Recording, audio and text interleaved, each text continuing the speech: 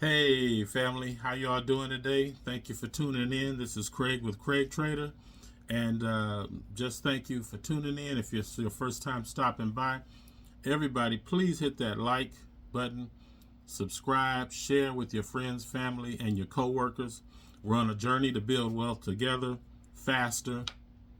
Those of y'all that are either like retired or semi-retired or even trying to retire early, this is a very good channel and a good journey for you because I share my not only my wealth building techniques with different stocks and ETFs, but also I have some high yield dividend income plays. So if you want to check out some of the previous videos, you'll know about some of those and can get and participate in some of those.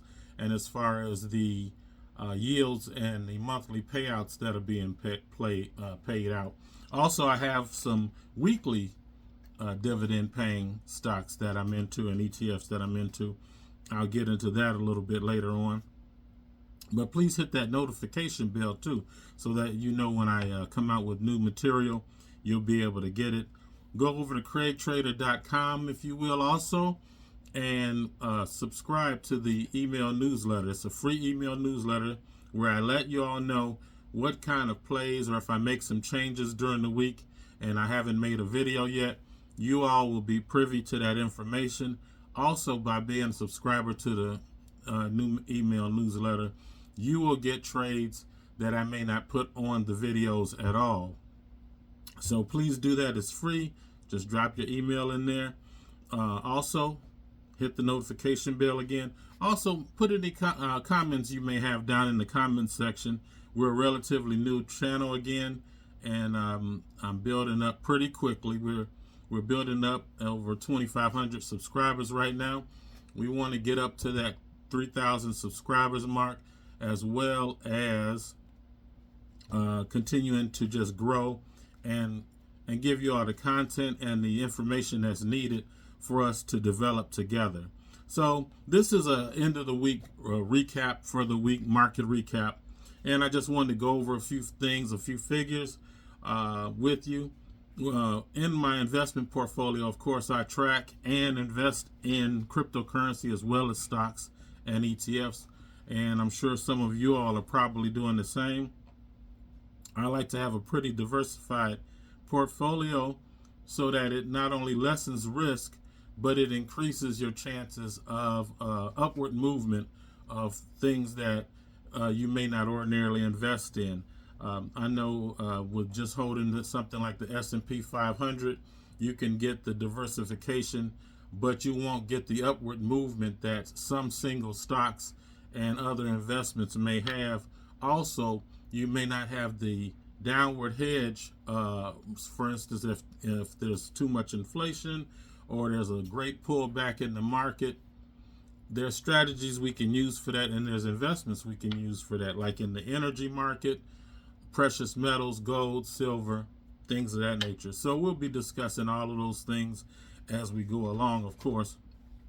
And I am an investor in Bitcoin and crypto related products. Now, I do have a link in the description where you can open up the various accounts and get free stock for doing it. We both will get some stock, and I have one for Coinbase if you're interested. But if not, you actually can invest in Bitcoin in several different platforms like Robinhood, Cash App. But with Robinhood, within Robinhood account, you can invest in Bitcoin, Ethereum, some of the others, Link, Unilink, some of the other cryptocurrencies that are not available on regular trading platforms. So that's one reason that I do still have and like my Robinhood account also. So Bitcoin, the price of Bitcoin right now has been sliding, but it's a buying opportunity as far as I'm concerned. Of course, you do your own due diligence and research, but the price of Bitcoin is at 60,077 at the time when I just before I started doing this recording. It is down 6.45% for the week. It's down 12.13% for the month. But over the year, it's still up, even though it's been pulling back. It's still up over 95% return for the year. So almost double your money on the Bitcoin play, even though it's been pulling back. So, and while it's pulling back, I really believe this is a great buying opportunity because the demand for Bitcoin, I believe, and other experts believe, are going to increase, and increase probably exponentially over the next few months after it had the Bitcoin halving. So this is just a period where it's been cooling down, it's been pulling back. It could be what I believe may be some of the powers that be manipulating it down to shake some people out of it. And so I use it as a buying opportunity. I'm DCAing, which is dollar cost averaging, and I'm buying into it on a regular basis. So you can, and then in Robinhood and some of the other platforms, but Robinhood, I know you can set it up where you can actually buy into different stocks, ETFs, and cryptocurrencies, and schedule it out on a basis of how you want to buy it. For instance, if you want to buy $10 worth of Bitcoin per week, or say you're waiting on a paycheck and you get paid every 2 weeks, then you can buy $10 or $5 of Bitcoin, $5 of Ethereum per week, things of that nature. And I do have my platform set up where I'm investing on a consistent basis in different ETF stocks and cryptocurrencies, such as Palantir, ROBINHOOD Networks, which is Robinhood Markets, which is stock ticker symbol Hood. Palantir, of course, you know, PLTR, and I'm just giving an overview. I'm still investing, even though I sold over 25% of my NVIDIA, and that was to pull some of the profits when NVIDIA was pulling back. It's never wrong to pull profits, because one thing about the platforms, you don't have to pay brokerage fees, so you can buy and sell anytime you want to without incurring any kind of brokerage charges. So when your profits are up, you can decide to sell anytime. There's nothing wrong with taking profits.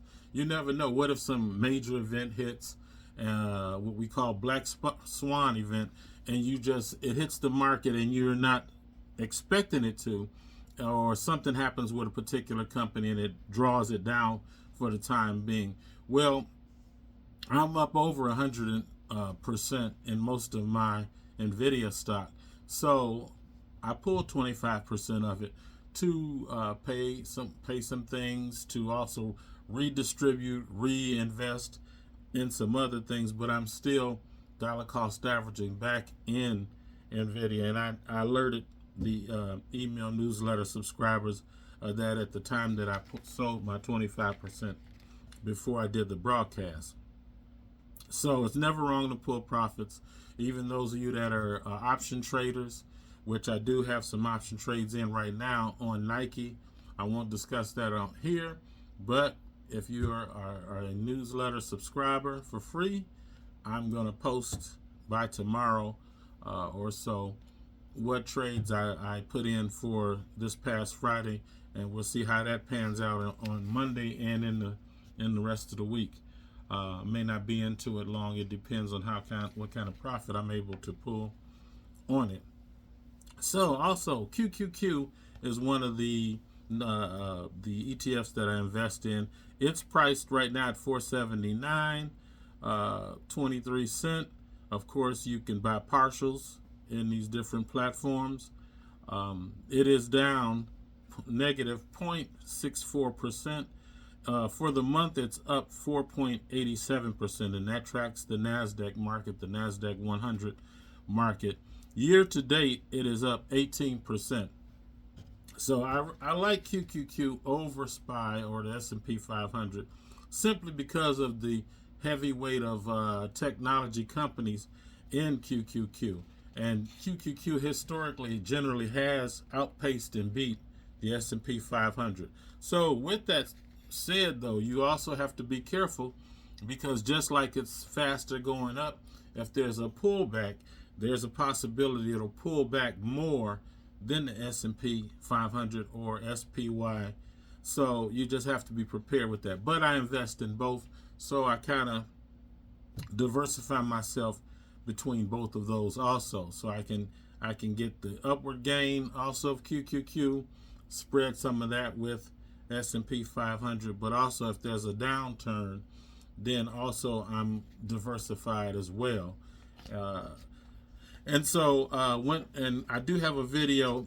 You can look at it in one of my past videos, says how to limit your stock losses.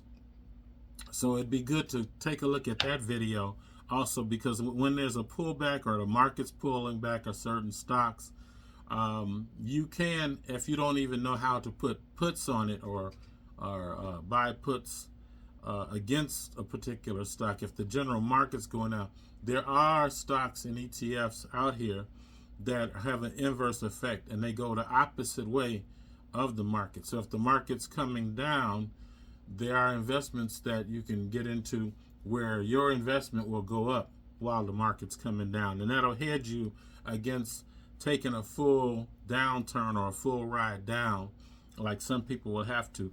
People in 401ks and things of that nature who don't manage their accounts, they're not privy and can't have access to what kind of pullbacks they're going to experience. Just like in 2008, the market dropped about 50%.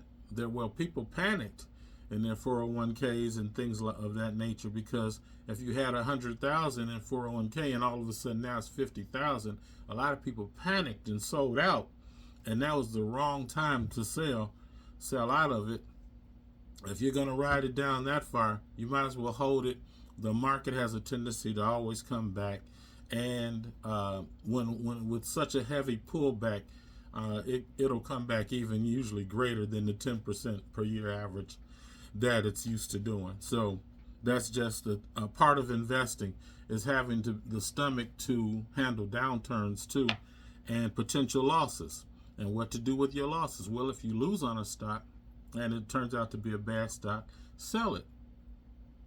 Whatever money you got left, reinvest it into something that you figure would be a good stock, a good stock that's trending upward, something that is gaining momentum, and then you'll be able to write the loss off your taxes. So at any rate, you really won't lose, because if you owe Uncle Sam or the IRS tax money and you take a loss on a stock, then you'll be able to write that loss off as an investor. So it'll all work out. Just continue. Don't give up. Keep on staying focused and keep on investing. Consistency is a main key to success in anything. So the gold is priced at 2334 per ounce right now. It is up 0.85% for the past week, and so far year to date it's up 13.27%. Silver, which is one of my favorite precious metals I like to invest in over time, is up. The price is 29.44. It's down 0.45% this past week, but year to date it's actually up higher than gold, or it has had more gain than gold, 23.42% year to date. That's really great, because if you look at it on an annualized basis, year to date we're right at half the year, and if it keeps at that pace, then you're looking at a 46% gain in 1 year if it keeps up at that pace. And it may not. Of course, we don't know. We don't have a crystal ball or know what's actually going to happen with the markets. But this is a way that I hedge also. So I put at least about 10% of my portfolio into precious metals, into energy, to kind of act as a hedge. Usually it holds up when the market goes down. Sometimes it doesn't. But overall, you're looking at real value when you invest in silver and gold. And there are ETFs where you can invest in it. And I hold some actual personal silver or physical silver. So I would say too that you could actually, that one of the best things to do is to actually, if you can afford to buy some physical gold, fine. Get you some physical gold, get you some physical silver. It can't hurt you. It's a hedge against economic collapse. It's a hedge against inflation. It'll keep pace usually with inflation, or do better than it. And if there's something was to happen, God forbid, economic collapse or anything like that, you do have a real value of money rather than the paper money or digital money that they will probably assign to us. But you'll be able to even trade and barter, and it's a real physical value that you can carry and trade and exchange it anywhere in the world. Copper I like also. Copper right now has been kind of down in a downturn situation. But right now I think it's at a good level to continue to accumulate copper. You can do that in the form of stocks also. There's copper ETFs. And there's also copper mining companies like Freeport McMoran, ticker symbol FCX. That's a pretty good company, as I said, but do your own due diligence. I can't tell you what to buy, but I can provide the information and let you know what I'm buying or selling. And of course, then you can also follow suit if you like. So copper is at $4.37 an ounce, is down 2.64% for the week. But overall, year to date, it's up 12.76%. And keep in mind, when people also have some kind of fear of the stock market, and they say, well, the market, you can lose your money. You can lose your money in anything. You can potentially lose your money well, you're losing money. I like to even say you're losing money when you're not beating inflation. So if inflation is at 8% a year, and you're into an investment that's gaining you or giving you only 5% per year, then you're losing 3% value on that money. Even though the money is sitting there and you're getting something, you're not getting enough to outpace the cost of living, especially the cost of living these days with food prices, gas prices going up, product prices in the stores. You definitely have to stretch out and put your money into different places that will outpace these gains in the prices. Otherwise, you're going to be left behind. You're going to be squeezed in a tight spot. And I don't wish anybody to suffer. I've been there and done that. I like it better when I can control my money, control my investments. If something's not working out, guess what? No problem. I can sell part of it. I can sell all of it. I can choose to go into something else at any time. So you have to realize that when you're investing in your account, you're in control. You're in control of your research. You're in control of your knowledge. You're in control of being able to allocate how you want your money set up. Like most of my money is in probably right now crypto and crypto-based stocks and these ETFs, because I'm expecting a huge surge in cryptocurrency prices over the next few months. So I'm kind of poised for that. You don't have to do that. You can spread it out however you want to and allocate however you want to. But like I said, there's silver, there's gold, copper, there's precious metals, crude oil. That's another thing. Crude oil is at $81.53 per barrel right now, and it's up 0.97% for the week, up 13.76% for year to date. So we're just getting ready to come out of June right now, getting ready to go into July. So that's a decent pace on the oil prices. Oil prices had gone down. One thing you can be rest assured, though, even if this keeps up at this pace, you're looking at a 26% return for a year. That's an awesome return, just having your money in oil stocks or oil ETFs based on crude oil. It's amazing, because you have to know that there's all kinds of ways to not only invest, but there's ways to hedge yourself. And as I said, look at that video to get a more of idea of the different stocks and ETFs that I use when the market goes down. But it's how to limit your stock losses is the video that I've put out in the past. All right, so also I just wanted to let you guys know that I'm continuing as I said, to buy into NVIDIA, Palantir, Hood, and then the semiconductor stock or ETF SOXX, which is a semiconductor ETF. So rather than not being sure, like sometimes me, I'm not sure exactly what I may want to go into. NVIDIA, of course, is my largest holding when it comes to a semiconductor. But there's some other good ones out there like Intel, AMD. So rather than spreading your money into a bunch of different stocks, you may have one or two main core stocks you like in a particular sector, but you can also just buy the ETF as well. So when it comes to that sector, most of my holdings is in a particular ETF, SOXX, and I'll put that either in, put it in the comment section, or you can relate back to this video and write it down if you can't do it right now. So also, I'm going to put out another video this weekend. It'll be dealing with the income part that I usually keep up with you all as far as the dividend income. As you know, MSTY, CONY, QQQY, ULTY are my main investments when it comes to the high dividend income paying stocks that pay monthly.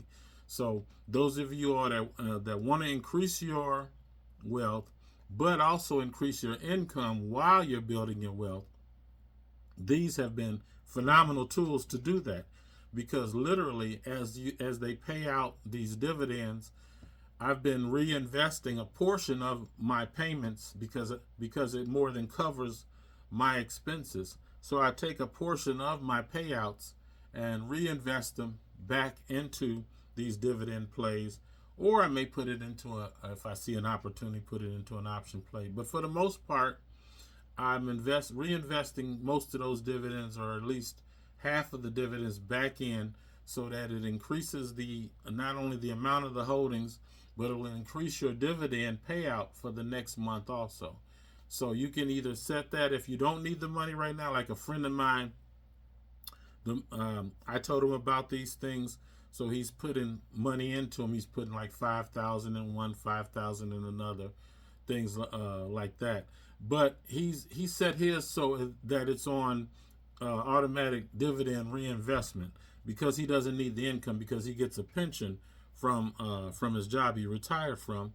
So he's letting those income dividend stocks build up over time, and then whenever he's ready to turn on the income, he can. So it depends on the strategy that works for you. In the beginning, because I wasn't putting as much money in it, and I don't receive a pension, I receive this dividend income in the money, whatever money I make from trading and letting particular stock go up and sell out at a profit.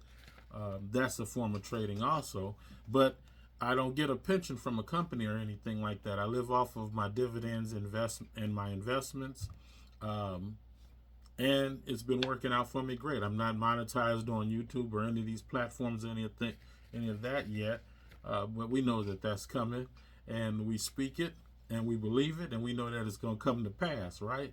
Just like we know that you're going to be financially independent, and some of you all are going to be able to not only retire early, but the ones that are in retirement, you are going to be able to increase your income in your retirement. If you've been wondering, where's my extra money going to come from? How am I going to survive off of my Social Security? Or maybe you don't get a pension, but you get a Social Security check and it's not enough. But you may have some money saved, or you're doing a side business or side hustle. Take some of that money and start investing it into the high yield dividend paying income strategy. And that way you can increase your income and increase your investments at the same time. So it's great. Knowledge is power, and that's one of the reasons that I believe I'm here. That God has placed me in this particular platform is to help bless others. I believe this is kind of a form of my ministry, also to help others. Whatever knowledge I gain that I really feel can help someone out of their struggle, I'm going to help share it with you, and we're going to grow together. Also, there's a one ETF that I invest in. There's two of them that I know of based on QQQ or the NASDAQ, and one on the S&P 500. And they pay out weekly dividends. They don't pay as high of a yield, but they pay out weekly, and I'll discuss that some more in my next video. Also, I'm excited. I'm putting the finishing touches on my first book regarding investing in the stock market. And so I have an upcoming book coming out. And also, like I said, if you all will put your email address at CraigTrader.com, drop your email in there. I'll let you know when that's coming out. And also, I'll be announcing it when it comes out. Also, if there's any pre-orders and things like that to be taken, I would appreciate your support once it comes out. It's going to be dynamite. Got a lot of information in it for you that are not only beginning investors. This channel's for those that have been investors, like myself, a long time. Maybe just hadn't gained a lot of knowledge over the years. Maybe you just used to buy and just hold, and just whatever happened to the market, you let it happen. But there's all kind of things that we can share, even as far as with stop losses, putting stop losses on your investments also.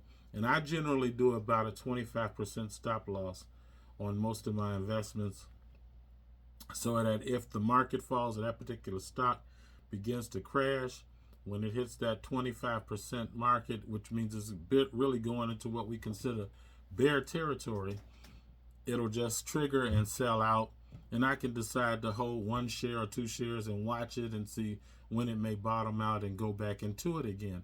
One thing about good companies, great companies, good ETFs, if there's a mishap and things slide, that's not the end all be all. If you want to hold it, that's an opportunity to keep buying and ride it back up. Or if it slides too much, I just decide to sell out of some of it or most of it if it falls too far, and I'll try to pick it up at a lower level. So if it falls 25% and most of mine sells out, if it continues to fall to say like a 40% level, and it finds a floor and starts bouncing and going back up again, I'll start putting my money back in at that point, and just start riding it back up. So I didn't take as much as a dip as a person who would not have put a stop on it.